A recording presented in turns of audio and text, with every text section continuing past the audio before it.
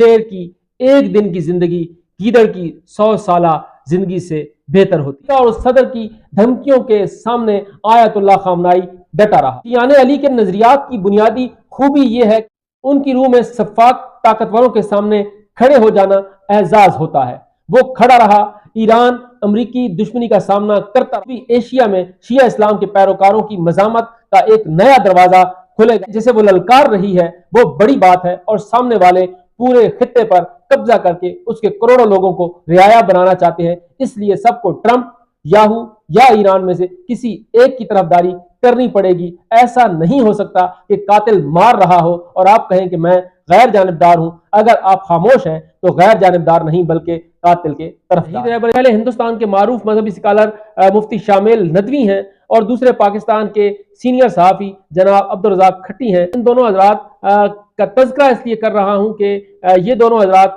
हजरत Ayatollah अल-उज़्मा Syed Ali खामनाई की नजरियाती फिक्र से कोई ज्यादा हम आहंग नहीं थे, पॉलिसियों से ज्यादा इत्तेफाक करते हैं। मगर जिस तरह उन्होंने बगैर किसी लगी लिपटी के इजहार किया वो न सिर्फ मुतासिर कुन है बल्कि वाज़े कर रहा है कि आज भी दुनिया में ज़मीर जिंदा है, आज भी दुनिया में दुरुस्त और गलत में तमीज़ करने वाले मौजूद हैं, और यही आयतुल्लाह अली खामनाई जैसे शेर लीडर्स के मौक़िफ़ की जीत है।